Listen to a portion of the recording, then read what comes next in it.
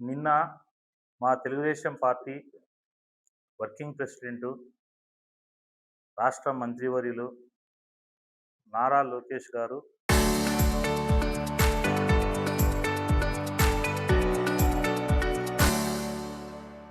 క్యాడర్‌తో meeting పెట్టుకొని, cadre పార్టీలో పనిచేసేటువంటి క్యాడర్‌కు ఏమైనా సమస్యలున్నాయా? భవిష్యత్తులో పార్టీని క్యాడర్ ఎట్లా ముందుకు తీసుకుపోవాలా అనే ఉద్దేశంతో పార్టీ మీటింగ్ అరేంజ్ చేసుకోవడం జరిగింది. దీనికి గూడా రాచమల్లు శివప్రసాద్ రెడ్డి గారు లోకేష్ వచ్చినాడు, పోయినాడు, ఏం మేలు జరిగింది, ఏందేందో నోటికొచ్చేట్టు మాట్లాడుతున్నాడు. రాచమల్లు ప్రసాద్ రెడ్డి గారికి 2 చెప్తాను. ఫస్ట్ నీ గురించి. అసలుకు నువ్వు రాచమల్లు శివప్రసాద్ రెడ్డి అనే నువ్వు, డబ్బులు కమ్ముడుపోయే నువ్వు, వాయిస్ ఫర్ సేలు, అవినీతి పరునివి, మట్కా, క్రికెట్టు, గ్యాంబ్లింగు, జూదము, అన్ని అసాంఘిక కార్యక్రమాలు నడిపిన నీచమైన చరిత్ర కలిగిన నువ్వు మా లోకేష్ అన్న గురించి మాట్లాడే స్థాయి నీకు లేదు. గుర్తుపెట్టుకో. ఇన్ని రోజులు నేను ఏనాడు కూడా నిన్ను సంస్కారంగానే మాట్లాడినా. కానీ ఈరోజు నీ ప్రెస్ మీట్ చూసి నేను చెప్తాను, ఈసారి నువ్వు నారా లోకేష్ గారి గురించి, మా అన్న గురించి ప్రెస్సుకొచ్చి ఏదంటే అది మాట్లాడితే నీ నాలిక కోస. అండర్లైన్ చేసుకో. ఒళ్ళు దగ్గర పెట్టుకొని మాట్లాడు. ఏం తమాషా పడుతున్నావా? ఏం మాట్లాడుతున్నావు నువ్వు? అసలు ఏం మాట్లాడుతున్నావు నువ్వు? మనిషి పెరిగినావు కానీ నీకు బ్రెయిన్ పెరిగిందా? నీ ఇష్టం వచ్చినట్టు మాట్లాడతావా? ఇంతకుముందు యువగలం పాదయాత్ర వచ్చినప్పుడు అధికారం మదంతో పొగురెక్కి ఆ రోజు మాట్లాడినావు. ఏం చేశారు ప్రజలు నిన్ను? మడత పెట్టి ఇంట్లో పండుబెట్టినారు. ఏమంటావు?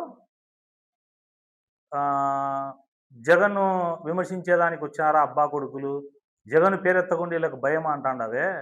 నువ్వు రోజు పొద్దున్న లేచినాల నుంచి మా చంద్రబాబు నాయుడు గారి గురించి, లోకేష్ బాబు గురించి మాట్లాడతావే. అంటే నీకు కూడా భయమేనా?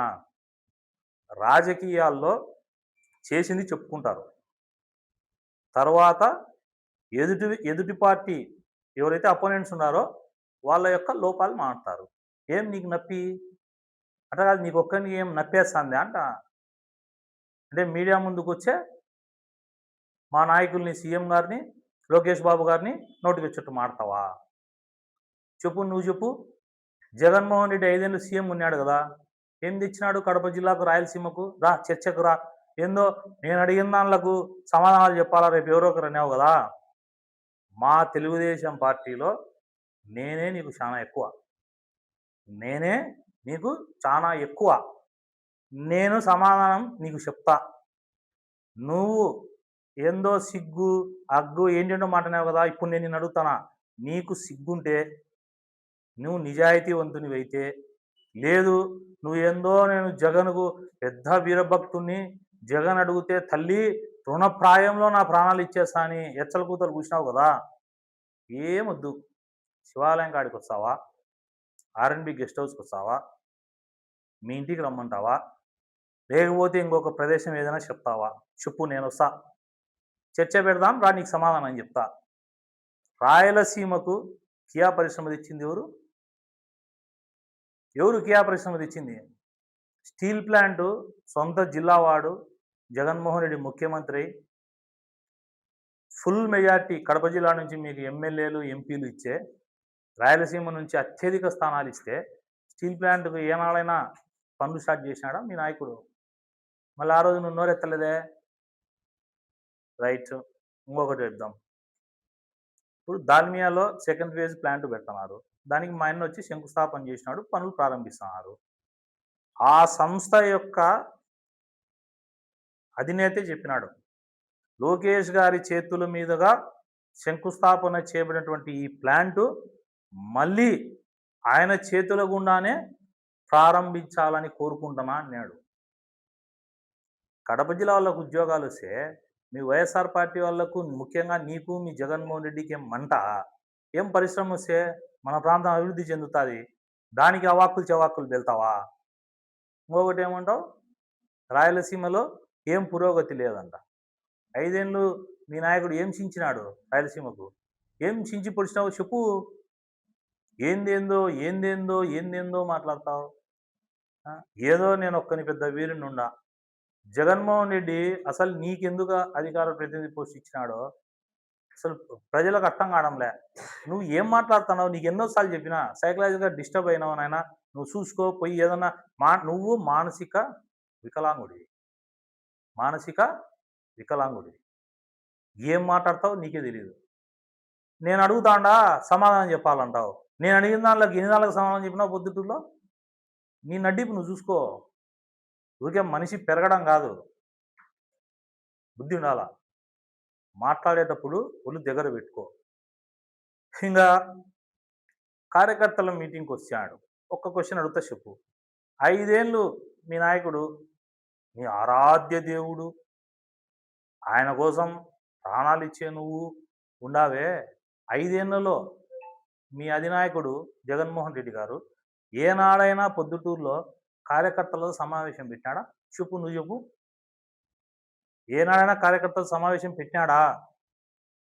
మా అన్న జాతీయ వర్కింగ్ ప్రెసిడెంట్గా ఎన్నికైనాక అన్ని నియోజకవర్గాలు తిరగాల, క్యాడర్ను పార్టీని బలోపేతం చేయాలని ఆయన తిరుగుతున్నాడు. ఆయనకు విజన్ ఉంది. నీకేముంది? గొడ్డలి పార్టీకి ఏముంది చెప్పు. నీకు నీ ఇష్టం వచ్చినట్టు మాట్లాడతావు, నీ ఇష్టం వచ్చిన కూతలు కూస్తావు. ఏమనుకుంటున్నావు నీ గురించి నువ్వు? ప్రజలు నీ ప్రెస్ మీటు వినాలంటే ప్రజలు భయపడుతున్నారు, ప్రజలు భయపడుతున్నారు. తలకాయ చెడిపోయి రాచమల్లి ప్రసాద్ రెడ్డి ఏం మాట్లాడతాడో ఎందుకు లేరా నాయన అని చెప్పి యూట్యూబ్లో నీ వస్తే చూసేయడం కూడా మానుకుంటున్నారు ప్రజలు. ఛాలెంజ్ చేస్తాడా, నీకు దమ్ముంటే, నీకు ధైర్యం ఉంటే, సిగ్గుంటే, ఇంకొకటి ఉంటే ఇంకొకటి ఉంటే ఇంకొకటి ఉంటే నువ్వు చర్చకు రా, నేను వస్తా. చర్చలో మా నాయకుడు ఏం చేసినాడు, మీ నాయకుడు ఏం చేసినాడు చర్చిస్తాం. ప్రొద్దుటూరుకు నువ్వేం చేసినావు, మా పార్టీ అధికారంలోకి వచ్చినాక ఏం చేసినాం చర్చిస్తాం. పాయింట్ నెంబర్ 2, లోకేష్ అన్న గురించి మాట్లాడుతున్నావు. ఫస్ట్ ఆఫ్ ఆల్ నువ్వు ఒకటి తెలుసుకో. ఈ పక్కన లోకేష్ అన్నను పెడదాం, ఈ పక్కన మీ నాయకుడు జగన్మోహన్ రెడ్డి గారిని పెడదాం. Note this point Rachamalli Prasad Reddy, వీళ్ళిద్దరి గురించి మాట్లాడదాం. లోకేష్ అన్న ముఖ్యమంత్రి కొడుకు, రాష్ట్ర మంత్రి. మీ నాయకుడు మాజీ ముఖ్యమంత్రి కొడుకు ప్లస్ మాజీ ముఖ్యమంత్రి. ఇద్దరి డిఫరెన్సెస్ చెప్తా ఇను. మా లోకేష్ అన్న పరిశ్రమలు తెచ్చి అభివృద్ధి చేయాలా రాష్ట్రాన్ని అనే లైన్లో ముందుకు పోతున్నాడు. మీ నాయకుడు వచ్చిన అమర్ రాజా వాళ్ళని కానీ ఇంకా ఎన్నో పరిశ్రమల్ని సీఎంగా ఉన్నప్పుడు నాకు భాగం ఇస్తారా లేకపోతే ప్లాంట్ నుంచి ఎత్తేయండి అని పంపించినాడు. సొంతం మీ పార్టీ అప్పటి ఎంపీ వాళ్ళ లిక్కర్ ఫ్యాక్టరీలు కానీ ఇతర ఫ్యాక్టరీలను కానీ రాష్ట్రం నుంచి వెళ్ళగొట్టిన చరిత్ర మీ నాయకుడిది. డిఫరెన్స్ నెంబర్ 1 ఇది. పరిశ్రమలు తెచ్చిన నాయకుడు మా లోకేష్ గారు, పరిశ్రమలు వెళ్ళగొట్టింది మీ జగన్. ఇది పాయింట్ 1. పాయింట్ 2, అహంకారం. మీ నాయకుడికి ఒళ్ళంతా అహంకారం, అందుకే నీలాంటి అహంకారులు కూడా ఆయన కింద ఉంటారు. మా నాయకుడికి ఒళ్ళంతా ప్రేమ, దానికే ఉదాహరణ. మీ నాయకుడు సీఎం ఉన్నాడు కదా, నీకు ఎన్నిసార్లు అపాయింట్మెంట్ ఇచ్చాడు రాచమల్లు చెప్పు? ఒక 4 సార్లు ఇచ్చింటాడా? 5 ఏళ్లలో 2 సార్లు గెలిచింటావా, 4 సార్లు గెలిచింటావా? మా నాయకుడు కార్యకర్తలమైన నాలాంటి వాళ్ళను కూడా మినిమం అంటే సంవత్సరానికి 2-3 సార్లు కలుస్తాడు. ఇది ప్రేమ కలిగిన నాయకుడు. మీ నాయకుడు పొగరు పట్టిన నాయకుడు, ప్రేమకు పొగరు. ఇది డిఫరెన్స్ నెంబర్ 2. డిఫరెన్స్ నెంబర్ 3, ఏనాడైనా లోకేష్ అన్న మర్డర్లు చేసిన వాళ్ళని కానీ అసాంఘిక కార్యక్రమాలు చేసిన వాళ్ళని కానీ గూండాలని కానీ రౌడీలను కానీ ఏనాడు కూడా ఎంకరేజ్ చేయని వ్యక్తి. మీ నాయకుడు నిన్ను ఎంకరేజ్ చేసినాడంటే నేను నా నోటితో చెప్పకూడదు ఇంగ. ఎందుకంటే నేను చెప్పినాననుకో అవి ఇంగ చానా ఇంగ నీ చరిత్ర గలీజుగుంటాది. మీ పార్టీలోనే మర్డర్‌లు చేసినోళ్ళుండారు. ఎంకరేజ్ చేసినాడు. తలకాయి, బాడీని డెడ్ బాడీని పార్సల్ చేసినారు ఇళ్ళకి. అట్లాంటి చరిత్ర మీ నాయకుడి అనుచరులది. మా నాయకుడు ఎట్లాంటోడో తెలుసా? ఎగ్జాంపుల్ నేనే. నా మీద ఎన్నో అక్రమ కేసులు పెట్టినారన్న. మనం గూడా కేసులు పెట్టి వాళ్ళని ఇబ్బంది పెట్టాలని నేనే అడిగినా. ఓపెన్‌గా చెప్తాను ఇను. అడిగితే ఏమన్నాడు మా అన్న తెలుసా? వాళ్ళు ఆ పని చేసింటేనే 11 సీట్లకొచ్చారు ప్రవీణ్. మనము ప్రజల మనసు గెలుద్దాము. పగా ప్రతీకారం వద్దు పక్కన పెట్టు అన్నాడు. ఏదో ఆవేశంలో అడిగినాలే సార్ అని చెప్పి నేను ఆయనకు చెప్పి వచ్చినా. ఇదే మీ నాయకుడి దగ్గరికి నువ్వు పోయి అడిగింటే ఏం చేస్తాడు? ఇమ్మీడియేట్‌గా జైల్‌లో వెయ్యి. వాడిని పోలీసులతో కొట్టి, వాళ్ళ ఫ్యామిలీ మెంబర్స్‌ని కేసులో ఇరికి, వాళ్ళ ఆడోళ్ళని ఇరికియండి కేసుల్లో అని చెప్పే నీచమైన చరిత్ర మీ జగన్‌ది. వద్దు నిజాయితీగా ప్రజల మనసు గెలుద్దాం పనిచేస్తామనే మంచి మనసు మా నాయకుడిది. మంచి మనసున్న మా నాయకుడెక్కడ? సైకోయిజము, ఫ్యాక్షనిజము, మనుషుల్ని సంపి సునకానందం పొందే మీ నాయకుడెక్కడ? పాయింట్ నెంబర్ 4 మా లోకేష్ అన్న చిన్న కార్యకర్త, పార్టీలో ఉన్నటువంటి చిన్న కార్యకర్త చనిపోయినా కూడా ఎన్టీఆర్ మెమోరియల్ ట్రస్ట్ నుండి చనిపోయిన వ్యక్తులకి 2,00,000, 3,00,000, 5,00,000, 10,00,000 కుటుంబ యొక్క ఆర్థిక పరిస్థితిని బట్టి కార్యకర్తలకు సహాయ నిధి అందించిన ఏకైక పార్టీ తెలుగుదేశం పార్టీ. ఆ ఇచ్చేదానికి మా లోకేష్ అన్న ముఖ్య పాత్ర పోషిస్తాడు. దానికి కార్యకర్తలకి డబ్బులిచ్చి ఆ కుటుంబాన్ని నిలబెట్టే నాయకుడు మా నాయకుడు లోకేష్ అన్న. నీ చరిత్ర, మీ నాయకుడి చరిత్ర చూడు. ఏనాడైనా మీ వైఎస్ఆర్ కాంగ్రెస్ పార్టీకి సంబంధించిన నాయకులు కానీ, కార్యకర్తలు కానీ ప్రమాదవశాత్తు కానీ లేకపోతే ఇతరత్ర ఏదన్నా గొడవల్లోనో, ఫ్యాక్షన్‌లోనో మరణించింటే రూపాయి బిల్లా మీ నాయకుడు ఇచ్చినాడా? మీ పార్టీ ఇచ్చిందే. అది తెలుగుదేశం పార్టీకి, వైఎస్ఆర్ పార్టీకి ఉన్నే తేడా. మా నాయకుడు ఈ విషయంలో కార్యకర్తల మనసు గెలిచిన నాయకుడు. మీ నాయకుడు కార్యకర్తలు చీదరించుకునే నాయకుడు. అందుకే మీకు 11 సీట్లు వచ్చినాయి. 5వ పాయింట్, మా నాయకుడు రోజులో లోకేష్ అన్న మినిమం అంటే మినిమం 12 నుంచి 14 గంటలు పనిచేస్తున్నాడు. మినిమం అంటే మినిమం. నేను చాలా తక్కువ చెప్పిన. ఇతర దేశాలకు పోతున్నాడు, పరిశ్రమలు తెస్తున్నాడు, ఉపాధిని పెంచుతున్నాడు. అట్ ద సేమ్ టైం కార్యకర్తల్ని, పార్టీని కాపాడుతున్నాడు.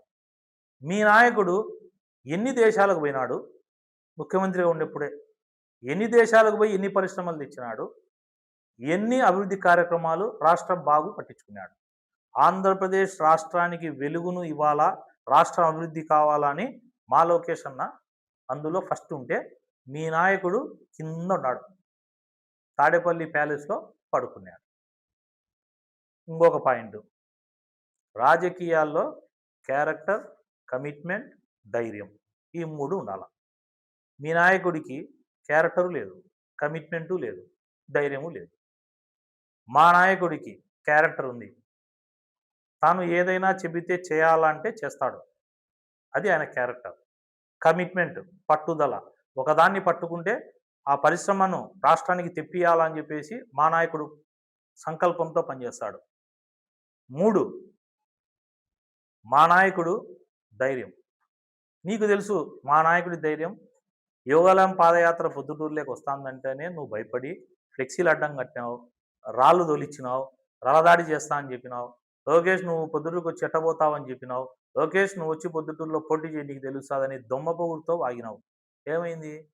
ధైర్యంగా పాదయాత్రకు వచ్చినాడు. నువ్వు కోడిగుడ్లు వేసింటే రిటర్న్ ఆమ్లెట్ వేసి పంపించాడు. నువ్వు గుడ్డు వేసినావు, మా ఆయన ఆమ్లెట్ వేసినాడు.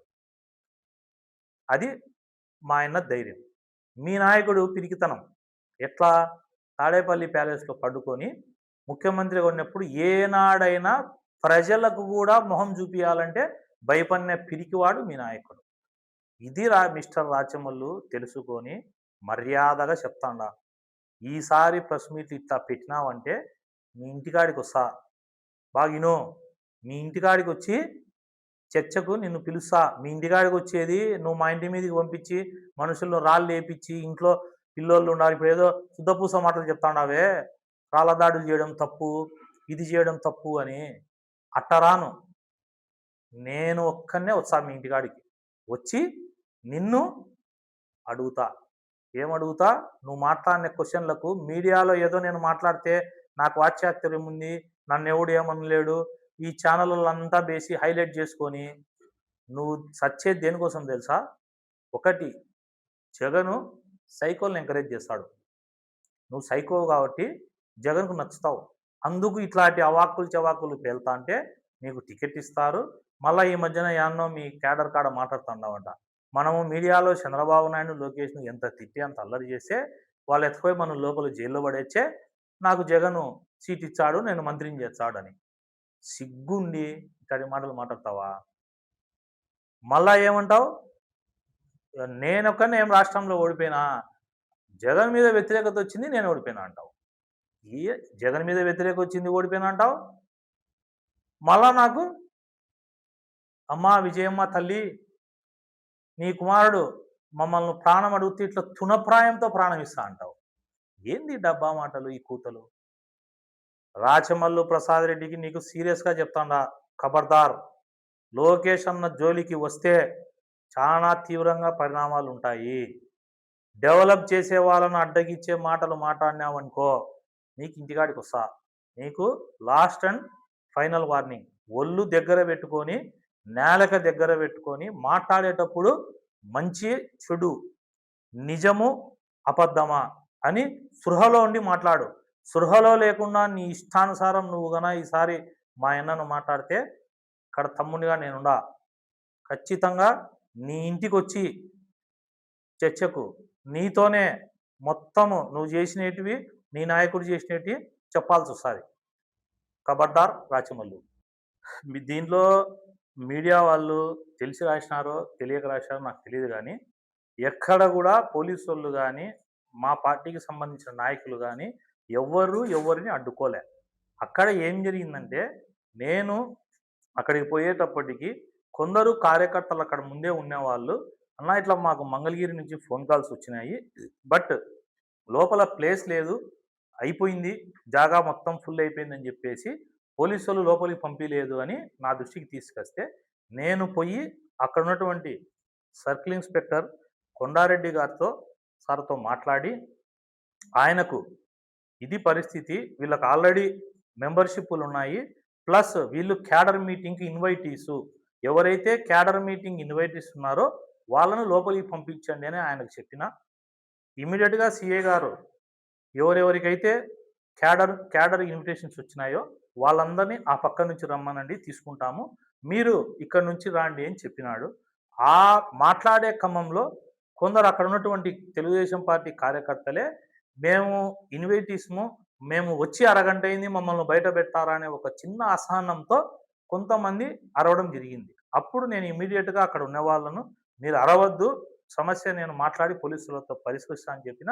ఇమీడియట్గా పోలీసు వాళ్ళు కూడా దానికి ఓకే అని చెక్ చేసి ఆ పక్క నుంచి పంపించినారు. ఇంకా తెలుగుదేశం పార్టీకి సరిపోని మీడియాలు, తెలుగుదేశం పార్టీ అంటే కనుక వ్యతిరేకంగా రాసే బ్లూ మీడియాల్లో ఏందో ఆడ మా అనుచరులు పోలీసులకు వాగ్వాదం జరిగిందని, అక్కడ క్లియర్గా వీడియో చూడండి, అనుచరులతో వాగ్వాదం జరగలే, నేనే మాట్లాడి అందరు కార్యకర్తల్ని లోపలికి తీసుకుపోయినా.